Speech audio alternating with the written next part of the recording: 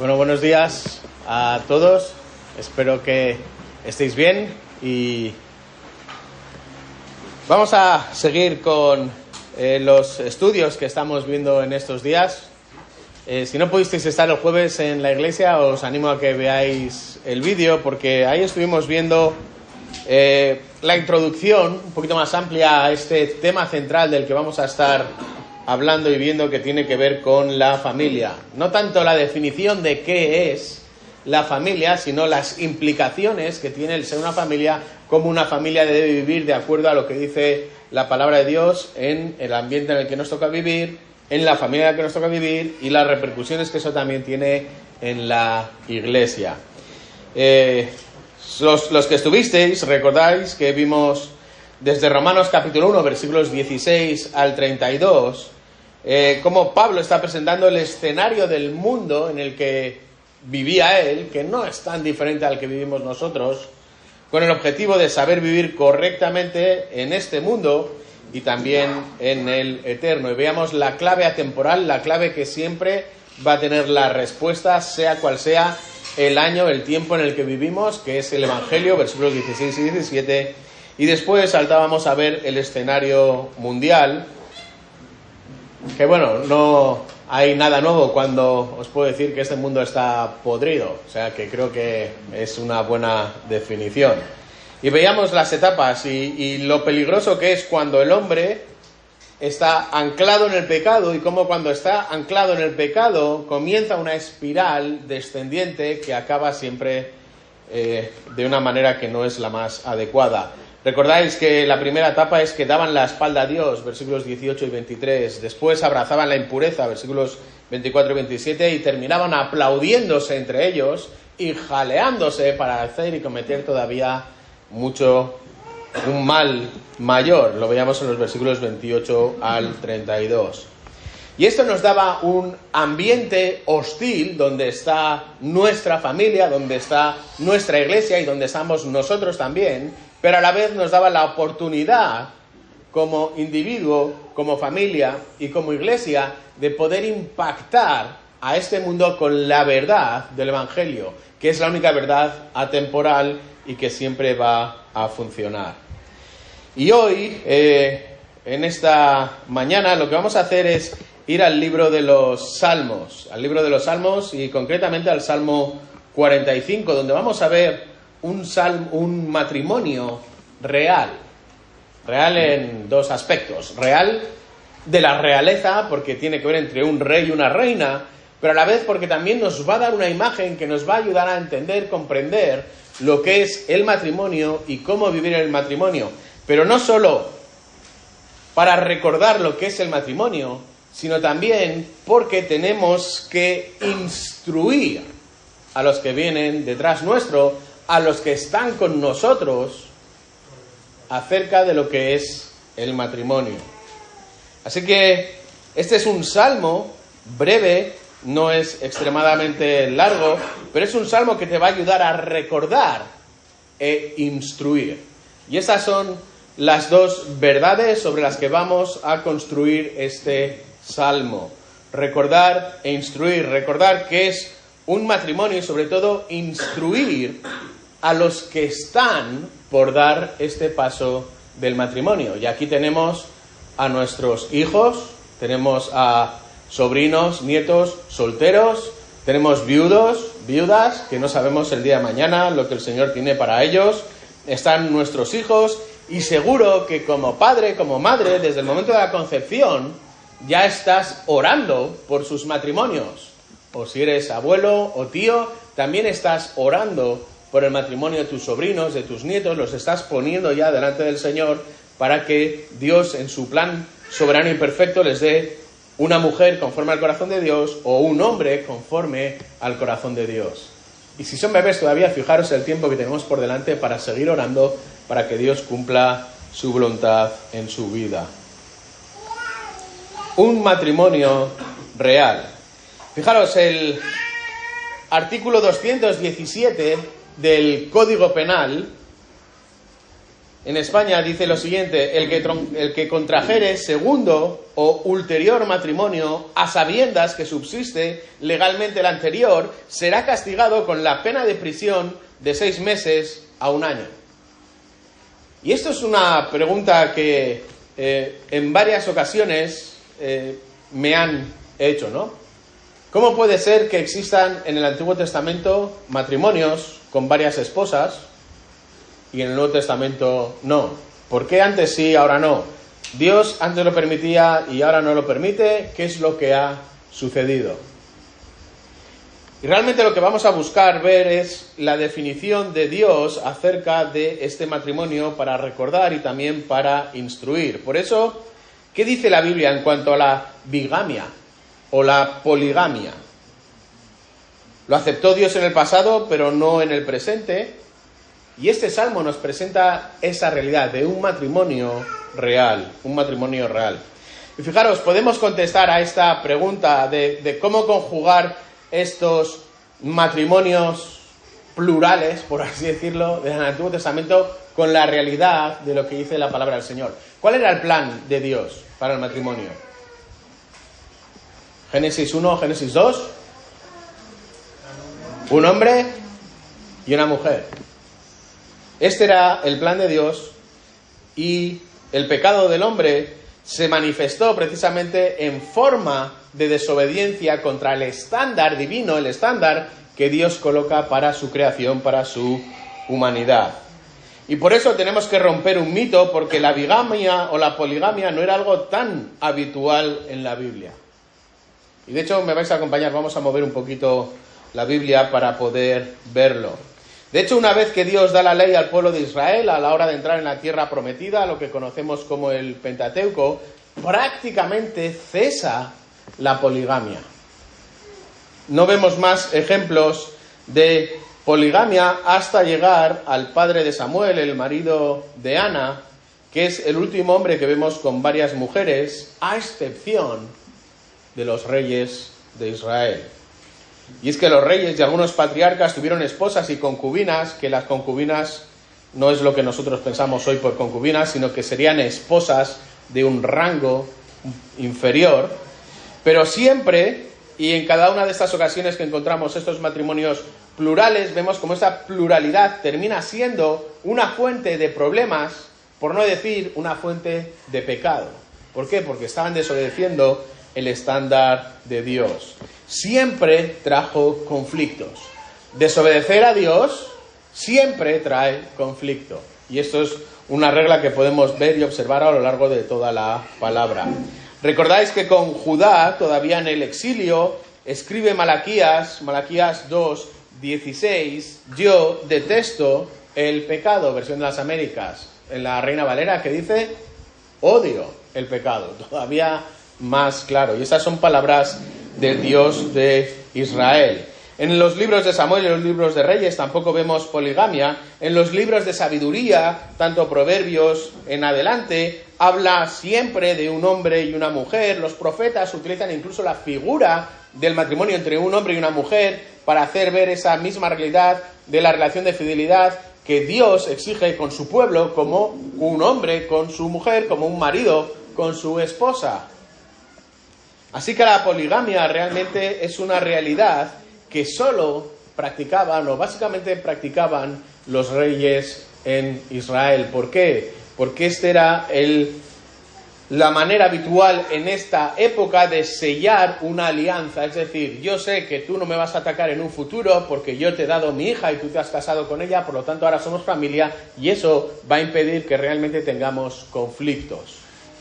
Pero de nuevo, y podemos observar al propio Salomón con sus muchas mujeres, y sin embargo, lo que también nos llama la atención es de prácticamente cerca de 1000 mujeres, pero ¿cuántos hijos tuvo?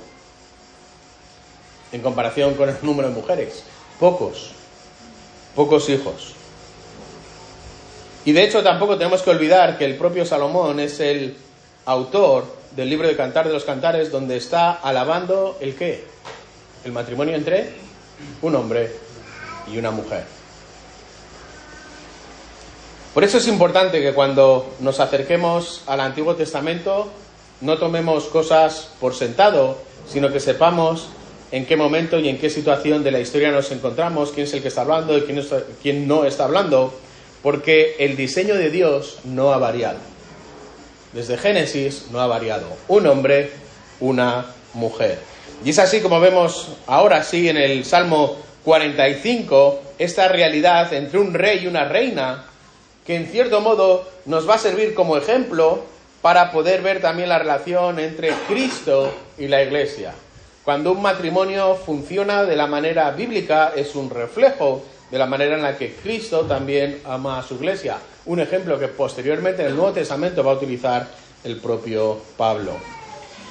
Pero también tenemos que romper algún mito con el libro de los Salmos. ¿Qué son los Salmos?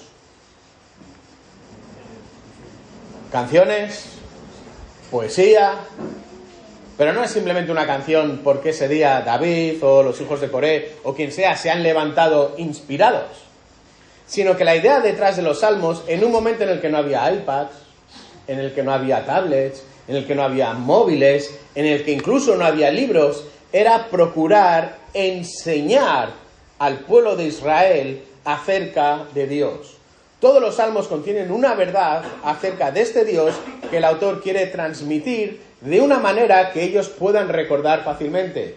¿Cuántos todavía, después de que el colegio ha quedado muy lejos, sois capaces de recitar, por ejemplo, el abecedario con la canción con la que os enseñaron? Esta es una regla que los propios autores de los salmos están utilizando. Quieren dar a conocer verdades acerca de Dios por medio de canciones, por medio de poesías, para que el pueblo pueda recordar y pueda mantener frescas en su mente, para que una vez que conocen a Dios puedan adorar a Dios. Primero viene el conocimiento de Dios, primero viene la teología y después viene la adoración, después viene la doxología. Y eso es lo que nos encontramos aquí en este salmo. Unos salmos un libro que sabéis que es amplio, 150 salmos, se dividen a su vez en 5 sublibros, y nuestro salmo 45, está en el segundo libro, que va del 42 al 72, donde en su mayoría son salmos de David o de los hijos de Coré. Vamos a leer nuestro salmo 45. Estoy leyendo desde la versión de las Américas y dice así: para el director del coro, según Sosanim, masquil de los hijos de Coré, canción de amor. Versículo 1. Rebosa en mi corazón un tema bueno. Al rey dirijo mis versos. Mi lengua es como pluma de escribiente muy ligero. Eres el más hermoso de los hijos de los hombres. La gracia se derrama en tus labios. Por tanto, Dios te ha bendecido para siempre. Ciñe tu espada sobre el muslo, oh valiente, en tu esplendor y tu majestad. En tu majestad cabalga en triunfo, por la causa de la verdad, de la humildad y de la justicia, que tu diestra te enseñe cosas tremendas. Tus saetas son agudas, los pueblos caen debajo de ti, en el corazón de los enemigos el rey están sus flechas. Tu trono, oh Dios, es eterno y para siempre, centro de equidad, es el cetro de tu reino. Has amado la justicia y aborrecido la iniquidad. Por tanto, Dios, tu Dios, te ha ungido con óleo de alegría más que a tus compañeros. Todas tus vestiduras están perfumadas con mirra, aloe y casia. Desde palacios de marfil te han alegrado con instrumentos de cuerda. Hijas de reyes hay entre tus damas nobles, a tu diestra, en oro de Ofir, está la reina. Y ahora aquí introduce a la reina. Escucha, hija, presta atención e inclina tu oído. Olvídate de tu pueblo y de la casa de tu padre. Entonces el rey deseará tu hermosura. Inclínate ante él, porque él es tu señor. Y la hija de Tiro vendrá con presentes. Los ricos del pueblo suplicarán tu favor. Toda radiante está la hija del rey dentro de su palacio. Recamado de oro está su vestido. Es vestido bordado, será conducida al rey, las doncellas, sus compañeras que la siguen, serán llevadas a ti. Serán conducidas con alegría y regocijo, entrarán al palacio del rey, y en lugar de tus padres estarán tus hijos, los harás príncipes en toda la tierra, haré que tu nombre sea recordado por todas las generaciones, por tanto, los pueblos te alabarán eternamente y para siempre. Un salmo que componen los hijos de Coré precisamente para el matrimonio del rey. Un matrimonio del rey que es una imagen del matrimonio del rey con su iglesia y que tiene el objetivo de que formes parte de él. ¿Formas parte de este matrimonio entre Cristo y su iglesia? Este es el fondo de la cuestión. Vamos a dividir este salmo en 4 secciones. La primera es un corazón rebosante, versículo 1. Un corazón rebosante. En segundo lugar vamos a ver un rey único y bendecido, versículos del 2 al 9. Un rey único y bendecido, versículos del 2 al 9. Y veremos una reina aconsejada y cuidada, versículos del 10 al 15. Y terminaremos con un matrimonio bendecido, versículos 16 y 17. Pero recordad de nuevo que la idea de este salmo es recordar qué es el matrimonio para instruir qué es el matrimonio. Recordar e instruir. Y fijaros, los salmos comienzan en algunos casos con lo que se denomina como la suprainscripción. Y es ese título que no está en negrita, que forma parte en el original del primer versículo.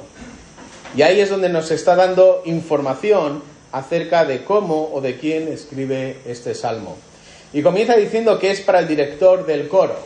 Es decir, esto no es un salmo de autorrecreación. Esta no es una manera simplemente de que el autor pueda recordar él mismo, que pueda disfrutar él mismo de esta poesía o de esta canción, sino que la idea es poder transmitirla, poder informarla. Este es un salmo que se iba a cantar con la congregación de Israel para que Israel supiese, recordase o conociese algo nuevo acerca de Dios. Y esto es lo que tienen que tener en mente. Luego nos dice que es según Sosanim, y esto debe ser algún tipo de ritmo, melodía, que está relacionada por el tipo de palabra con el lino, pero en realidad no sabemos muy bien cuál es esta tonada. Sin embargo, continúa diciendo que es un masquil de los hijos de Coré, es decir, es un poema contemplativo, es un poema importante. Cuando es un masquil significa que es la información que contiene, lo que nos está transmitiendo, es algo que debemos mantener en nuestra mente y que debemos de procesar y de masticar y de tener siempre presente. En cierto modo, este es un salmo que los hijos de Coré escriben para que lo tengas guardado en el bolsillo, para que lo tengas siempre a mano, para que pueda estar presente en tu mente y cerca también de ti. Y luego termina diciéndonos que es una canción de amor. Y es que esta es la base del matrimonio, el amor. Y quizás lo primero que tenemos que recordar es que este amor no debe de apagarse con el paso del tiempo. Cuando vamos cumpliendo años de matrimonio y cuando vamos entrando en ciertas rutinas el uno con el otro, esta llama del amor nunca tiene que apagarse, sino que el llamado es precisamente a avivarlo.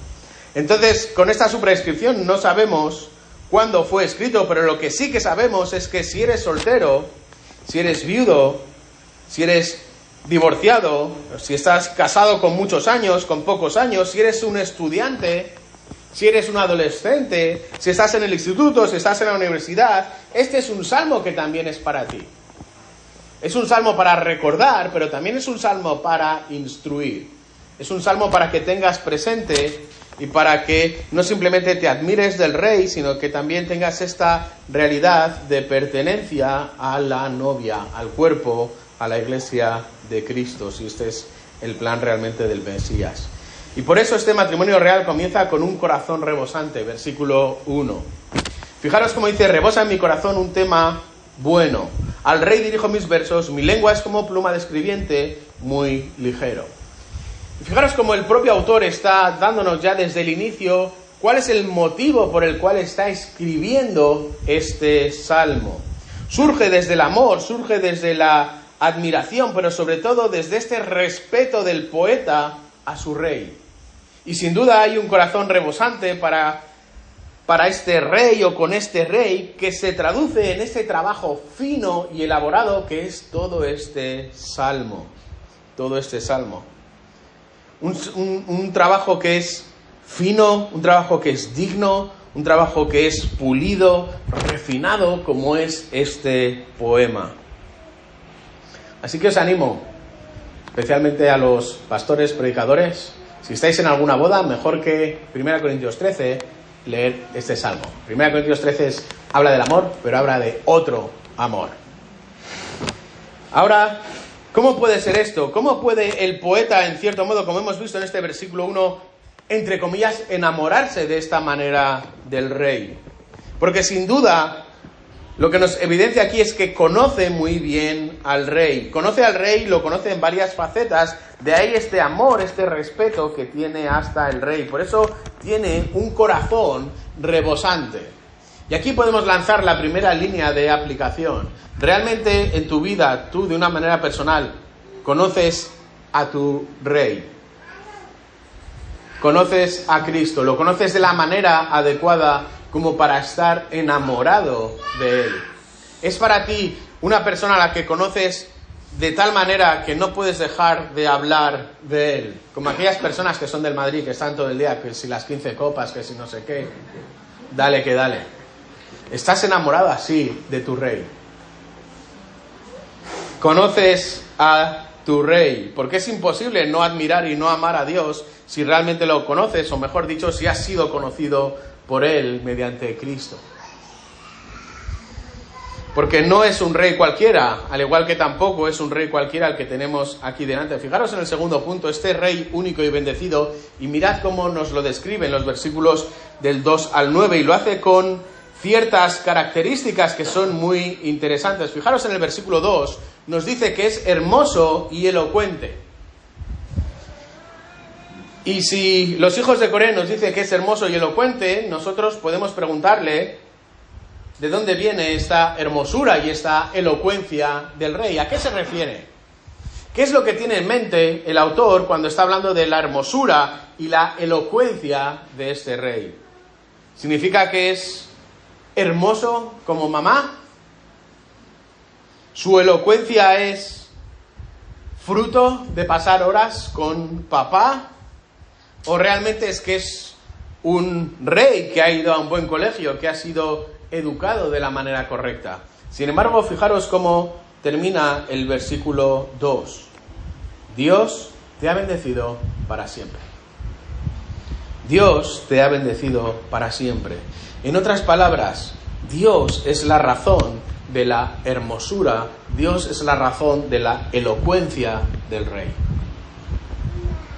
Y esta hermosura que se aprecia en su persona, que se aprecia también, como vemos en la descripción, en su palacio, tiene un reflejo también en su elocuencia, es decir, no es solo lo que es, sino lo que transmite, y este es el punto de este versículo. ¿Recordáis lo que sucedía con Jesús? Lucas 4:22.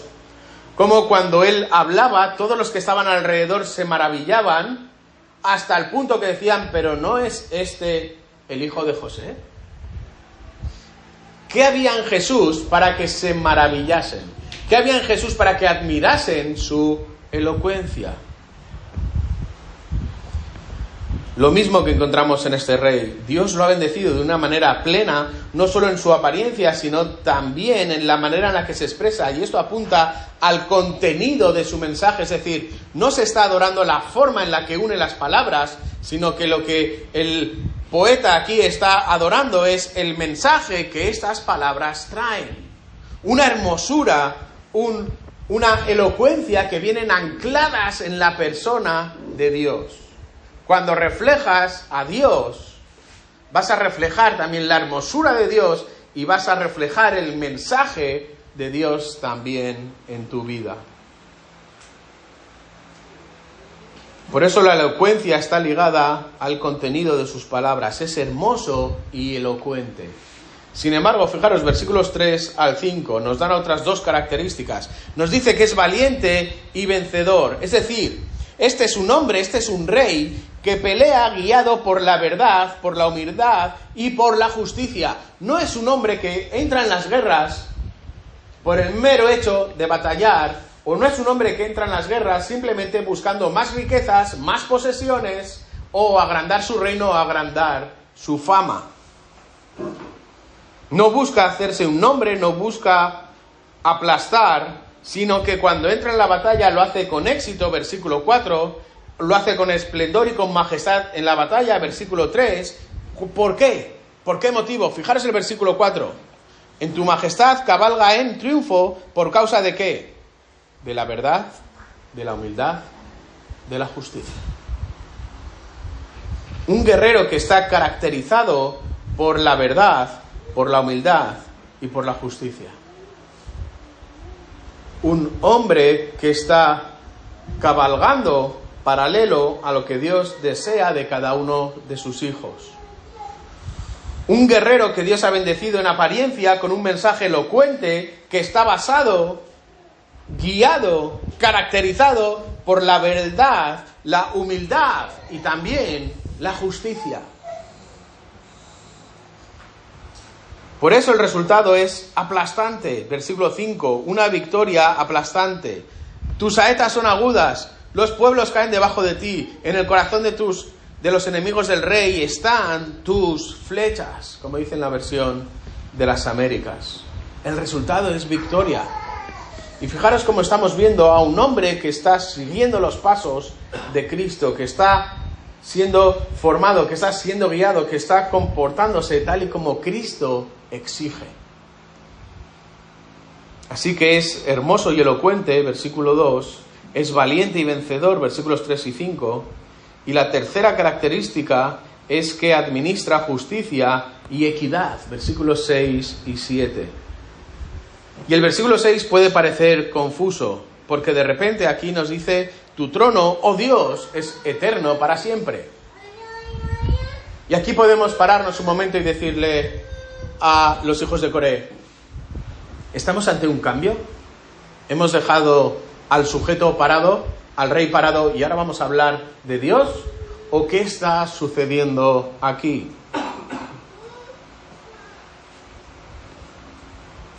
Sin embargo, el versículo 7 lo explica. Fijaros, has amado la justicia y aborrecido la iniquidad. Por tanto, Dios, tu Dios, te ha ungido con óleo de alegría más que a tus compañeros. Por lo tanto, ¿a quién se refiere este oh Dios del versículo 6? ¿Se refiere al rey con minúsculas, del que está hablando anteriormente, o se refiere al rey con mayúsculas, que es Dios? Y fijaros cómo el versículo 7 nos arroja esta luz. Este rey, este Dios del versículo 6, es el representante del Dios con mayúsculas. Es el representante, y el representante de una persona en este momento llevaba su nombre. ¿Recordáis cuando un heraldo venía y proclamaba el mensaje del rey? ¿Cómo comenzaba diciendo? Así dice el rey. Y este mensaje que me da yo no lo puedo alterar, no puedo mover las comas, no puedo poner acentos donde yo quiera, sino que este es el mensaje del rey. Así que este hombre, este rey, está actuando en representación, como representante de este rey, de este Dios, y por lo tanto lleva su nombre y gobierna porque Dios le ha permitido que gobierne, y lo hace de esta misma manera. Gobierna con justicia, gobierna con equidad, y lo hace aborreciendo la injusticia. Y ahora me voy a referir a vosotros, maridos. Este es el rol que Dios os ha dado en vuestra familia. El marido es el representante de Dios en la familia. ¿Te estás comportando como lo haría Cristo con su iglesia? ¿Estás amando a tu esposa como Cristo ama a su iglesia? ¿Estás guiando tu familia con verdad, rectitud y justicia, como lo hace este rey? ¿Estás tratando así a tu mujer? ¿Estás tratando así a tus hijos? Fijaros, aparte de ser el padre de familia, el cabeza de la familia, también eres el sacerdote. Y es el sacerdote precisamente el que tiene que guiar en el crecimiento espiritual de su familia. Es el sacerdote también, por cierto, al que Dios le va a pedir cuentas del estado espiritual de tu familia. Dios en su benevolencia te ha dado a una de sus hijas por mujer durante un tiempo para que puedas ayudarla a ser la mejor hija del rey, la mejor esposa, la mejor madre, si llega el caso. Y recordad, al igual que sucedió con Adán y con Eva, Dios va a pedir cuentas a Adán, no le va a pedir cuentas a Eva. Así que como sacerdote tienes que cumplir con esta labor de cuidar espiritualmente también de tu familia. El bienestar espiritual de tu familia es tu responsabilidad, y no solo tu responsabilidad, sino que es tu prioridad, por encima de simplemente llegar a casa y traer una nómina. Eres el sacerdote, eres el representante de Dios, llevas el nombre de Dios, y Dios te da esa autoridad para que la ejerzas espiritualmente sobre tu familia, para que crezcan de ahí en adelante. Y conforme vaya creciendo tu familia, tu responsabilidad aumenta. Al principio es tu esposa, después son los hijos, y después ya vienen los allegados, y comienzan a multiplicarse como langostas, con nietos, sobrinos, primos, etcétera, etcétera, de que en cierto modo sigues manteniendo esa responsabilidad. Y si todavía no te has casado, pues conviene que recuerdes también que esta va a ser tu responsabilidad y por lo tanto te estés preparando para ella. Y luego hablaremos de la reina, pero la reina tiene que conocer también cuál es la labor del rey para poder ayudarle, poder complementarle a que él pueda cumplir también con esta labor, pero no nos vamos a adelantar. Y fijaros cómo ante esta realidad Dios bendice a su representante con el óleo de la alegría. Y fijaros cómo en muchas situaciones, pero especialmente hoy, en el día de su boda, tiene esta bendición. Y podemos tener la tentación de pensar que es un rey que se lo merece. Se ha portado bien, ha cumplido correctamente. Es decir, casi podríamos decir que se lo ha ganado por méritos propios. Pero de nuevo, fijaros cómo Dios lo unge, porque Dios es su Dios. Por tanto, Dios, versículo 7, tu Dios te ha ungido. No nos vamos a ganar nada. Los padres de familia, si cumplimos con lo que Dios nos manda, siervos inútiles somos. No vamos a ganarnos nada por nuestro mérito. Si hay algo que imitar en este rey, es que Dios es su Dios. Si tú eres la cabeza de la familia y espiritualmente eres el sacerdote y tienes esta responsabilidad, tienes que vivir sabiendo que Dios es tu Dios. Y esta es otra segunda línea de aplicación. ¿Y qué podemos responder? ¿Realmente es Dios tu Dios? ¿Estás actuando como marido, como padre, tío, abuelo, lo que venga ya después, como el representante de Dios? ¿Realmente entiendes lo que significa llevar el nombre de Dios en ti? Porque si Dios no es tu Dios, entonces el primer paso que tienes que dar es venir arrepentido a Dios a través de Cristo. Y si lo has hecho, si Dios es tu Dios, entonces recuerda que Dios es tu Dios en todas y cada una de las facetas de tu vida. No puedes compartimentar tu vida, no puedes aislar tu vida, no puedes dividir tu vida en de lunes a viernes hago lo que me da la gana, sábado me acuerdo que luego viene el domingo y el domingo el Señor es Señor de mi vida. Esto no es lo que estamos observando aquí, sino que debemos de obedecer a Dios en todas y cada una de las facetas de esta vida. Y fijaros cómo la bendición de Dios a la obediencia la vemos reflejada en la cuarta y última característica de este rey que encontramos en los versículos 8 y 9. Los versículos 8 y 9 que nos hablan de esta bendición presente y de esta bendición también futura. Cuando el rey, el representante de Dios, se ocupa de las cosas que tiene que hacerlo y lo hace conforme a lo que Dios dice, existe una bendición presente y existe una bendición futura. La primera bendición presente la vemos en su boda, la vemos en unas vestiduras, en palacios, digno de un novio bendecido por Dios. Es decir, Dios se va a ocupar de la bendición necesaria en el momento en el que estés de tu vida. Por cierto, bendiciones que no significa que todos vamos a tener un chalet en La Moraleja, una casa en la playa, vamos a conducir 8 Ferraris, etcétera, etcétera, sino que a cada uno Dios nos da conforme a lo que podemos manejar en su plan soberano y perfecto. Pero tendremos esa bendición presente, pero sobre todo tendremos una bendición futura. Una bendición futura, versículo 9, con una reina con la que cogobernar. Un rey y una reina con la que cogobernar, versículo 9. Una mujer que va a estar a tu diestra, y la diestra es un lugar importante. Recordad, ¿dónde está Cristo sentado? A la diestra del Padre. ¿Dónde va a estar esta reina? A la diestra del Rey. Versículo 9. Hijas de reyes hay entre sus damas nobles. A tu diestra, en oro de Ofir, está la reina. Así que, queridas hermanas, y ahora nos vamos a adelantar un poquito. Por mucho que la sociedad os diga que el matrimonio es el heteropatriarcado, etcétera, etcétera, todo eso que dice la palabra de Dios, ¿la reina está dónde? No está por debajo. La reina está a la diestra del rey. Y no está sentada en cualquier lugar, sino en oro de Ofir. ¿Has provisto para tu reina un trono de oro de Ofir?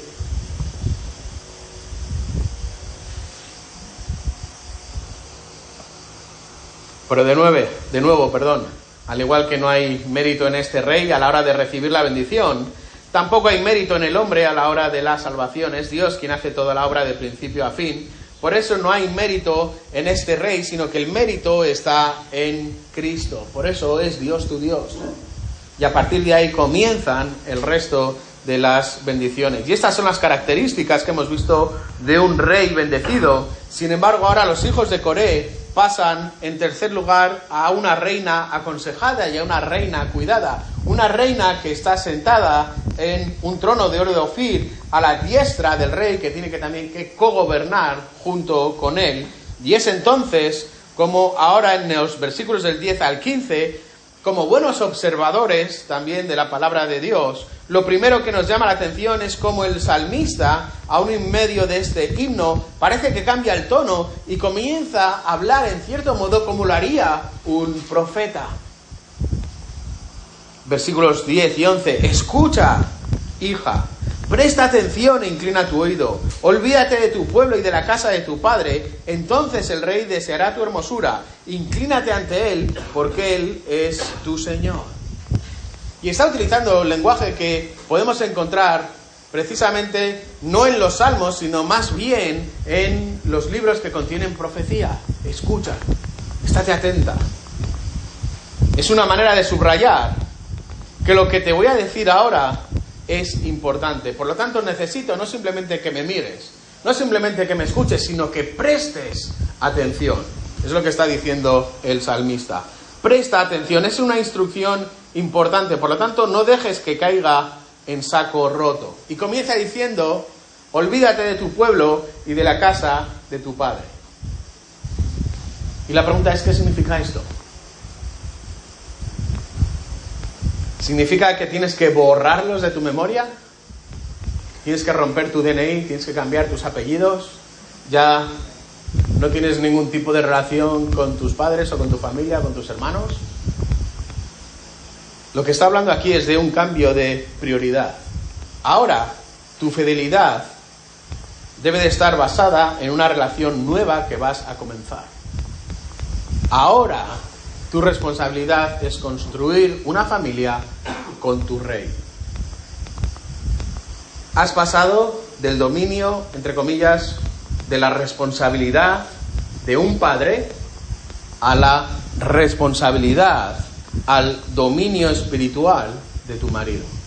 Por lo tanto, tus lealtades ahora están aquí. Estuvieron con tu padre, pero ahora fluyen para estar con tu marido. Y esto no es algo nuevo que se ha inventado, en este caso, los hijos de Coré, sino que estamos de nuevo ante un eco de Génesis 2:24. Y esta idea de dejar a su padre y a su madre, de unirse a su mujer, de ser una sola carne, es decir, de mantener el mismo paso. Un rey y una reina que van al mismo paso.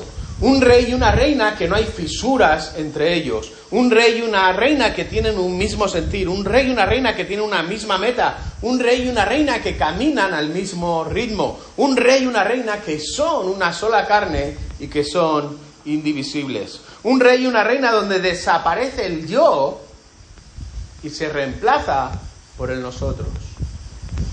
Un rey y una reina, pero especialmente una reina, que tiene que recordar esta realidad. Ahora tienes una fidelidad nueva a tu rey. Y cuando recuerdas estas realidades y las pones en práctica, entonces encontramos el versículo 11. Entonces, cuando has comprendido esta nueva fidelidad a tu marido, entonces el rey deseará tu hermosura. Inclínate ante a él porque él es tu Señor. Y la mejor traducción sería, puesto que el rey te desea, él va a hacer todo lo posible para satisfacer tus necesidades. Espirituales en primer lugar, afectivas, emocionales, económicas, físicas, todo tipo de necesidades. Por lo tanto, reina, respeta a tu marido. Ayúdale a gobernar desde ese trono de oro de Ofir. Respeta a tu marido. Y esto, queridas reinas que estáis aquí o futuras reinas, un marido no necesita escuchar 30 veces al día, te quiero. Nosotros, yo creo que funcionamos de manera diferente. Eso lo sabemos. Lo que necesitamos es sentir que somos respetados. Eso es lo que da fuerza al rey para seguir adelante. Saber que detrás hay una reina que va a estar con él en lo que sea. Y cuando el rey sabe que está actuando conforme a lo que Dios dice y que tiene una reina que está detrás, entonces se siente como Superman, en cierto modo, y es capaz de caminar cualquier valle y atravesar cualquier situación. Por eso que diga reina, tienes que ser una mujer como Dios demanda. Y por lo tanto tienes que caminar al paso de tu marido. Tienes que respetar su liderazgo, no ser la primera que mina su liderazgo por detrás. Tienes que amarle y entonces la vida será placentera, incluso a pesar de los baches que vengan en la vida.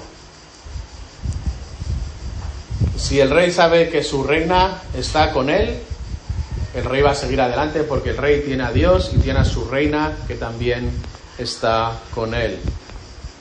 Así que no camines frente a él, sino camina a su lado. Camina con tu rey. Recuerda que él te quiere. Por lo tanto, dale honor y respétalo. Y cumple con tu llamado, cumple con tu nueva fidelidad, no solo a tu familia, sino ahora especialmente a tu marido. ¿Y qué sucede cuando el rey actúa como representante de Dios y cumple con lo que Dios le ordena, y la reina cumple con lo que Dios le ordena, y los dos están caminando de esa misma manera? ¿Qué sucede? Es lo que encontramos en los versículos del 12 al 15. Cuando la reina cumple con la realidad de lo que Dios ordena, su belleza explota. Su belleza explota. Versículos 12 al 15. La hija de Tiro vendrá con presentes, los ricos del pueblo suplicarán tu favor. Toda radiante está la hija del rey dentro de su palacio. Recamado de oro está su vestido. En vestido bordado será conducida al rey. Las doncellas, sus compañeras que la siguen, serán llevadas a ti. Serán conducidas con alegría y regocijo y entrarán al palacio del rey. Y lo que tenemos que hacer es traducir estas realidades poéticas a nuestro presente. Fijaros, versículo 12. Estarás rodeado de invitados VIP. Versículo 13. Estarás radiante en tu palacio. Tendrás una hermosura que saldrá, surgirá y se verá incluso en la manera en la que te vistes, en la manera en la que actúas.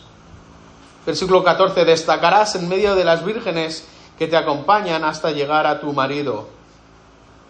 Y por último, versículo 15, la alegría y el regocijo son las perlas finales que van a engalanar a esta novia que sabe cuál es su papel como esposa y que cumple con él. Por lo tanto, su marido no puede ser más bendecido.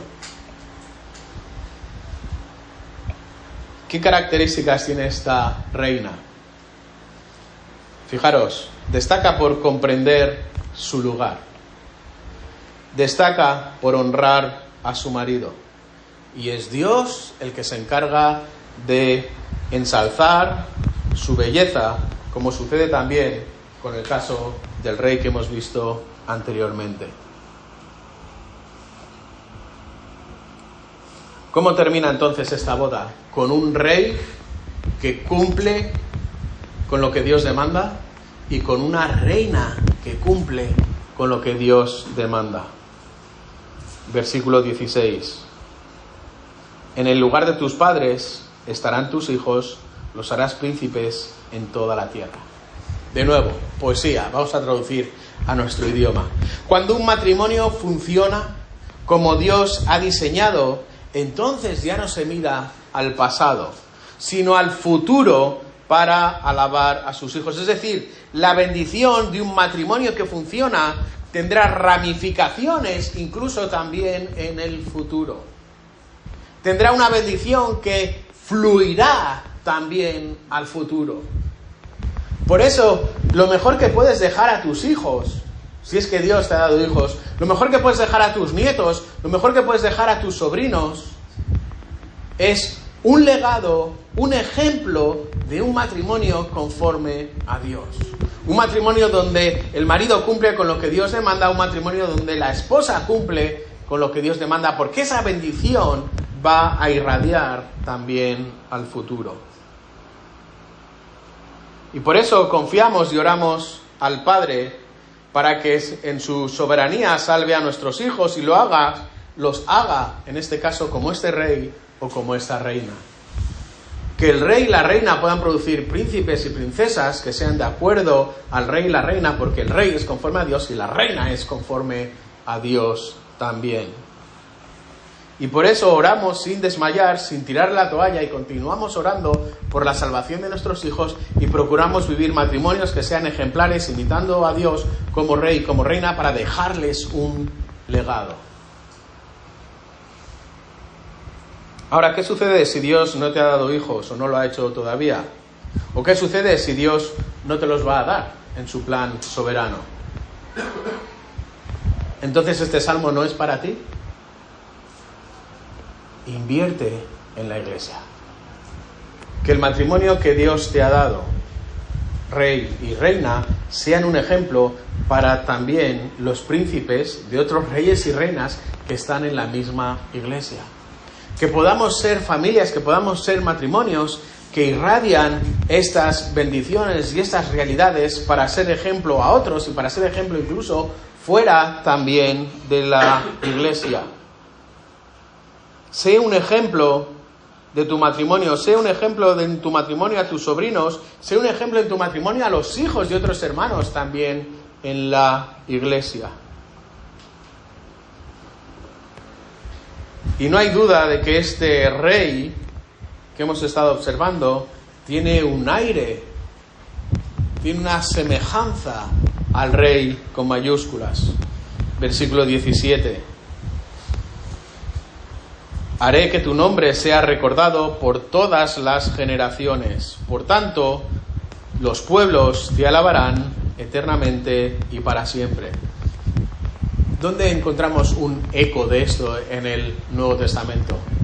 ¿Recordáis Filipenses capítulo 2? Hay en vosotros esta misma actitud que hubo también en Cristo Jesús, el cual, aunque existía en forma de Dios, no consideró el ser igual a Dios como algo a que aferrarse, sino que se despojó a sí mismo, tomando forma de siervo y haciéndose semejante a los hombres, y hallándose en forma de hombre, se humilló a sí mismo, haciéndose obediente hasta la muerte y muerte de cruz. ¿Y cuál fue el resultado? Versículo 9.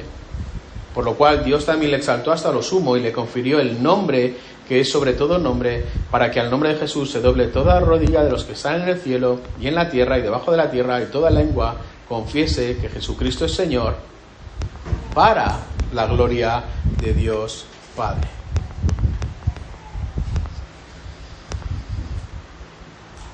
¿Quieres impactar con tu matrimonio la gloria para Dios Padre? Entonces, ¿qué tienes que seguir? Los preceptos del Salmo 45. ¿Quieres impactar con tu matrimonio como un desastre total y absoluto? Entonces sigue los preceptos del mundo. Si eres hombre, pisa a tu esposa.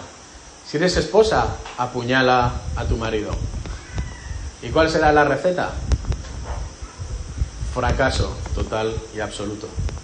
Por eso tenemos que preparar también a nuestros hijos ante el bombardeo, a nuestros sobrinos, a nuestros nietos, ante el bombardeo de lo que están recibiendo de parte de la sociedad. Donde si eres un niño, simplemente por el hecho de ser niño, ya eres un violador en potencia, un asesino en potencia. Y por el hecho de ser una niña, ya estás por encima de los demás, porque eres una niña. ¿Qué es lo que dice la palabra del Señor? ¿Qué es lo que encontramos? ¿Qué características tiene este rey? ¿Qué características tiene esta niña? ¿Qué es lo que tenemos que pasar a nuestros hijos? ¿Qué es lo que tenemos que vivir nosotros mismos para que ellos puedan conocer, entender y recordar esta misma realidad? Fijaros, ni el Código Penal, pero sobre todo Dios, tampoco acepta la bigamia, como tampoco acepta un matrimonio diferente a su propio estándar. Recordad, Génesis 2:24, el hombre dejará a su padre y a su madre, se unirá a su mujer y serán una sola carne. Así que tienes que ser una sola carne en primer lugar con Cristo para poder ser una sola carne después con tu marido, con tu esposa. Y esto es algo que tenemos que recordar. Los que lleváis 20, 30, 40, incluso más de 50 años casados, tenéis que recordar estas realidades.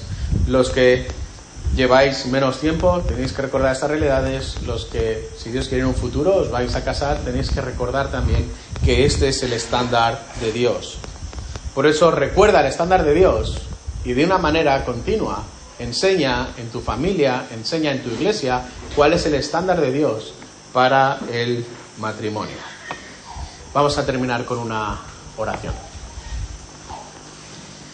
Padre, gracias por este salmo de los hijos de Coré, cómo cantan a este matrimonio del rey y cómo vemos una imagen también del matrimonio del rey con mayúsculas y de su iglesia.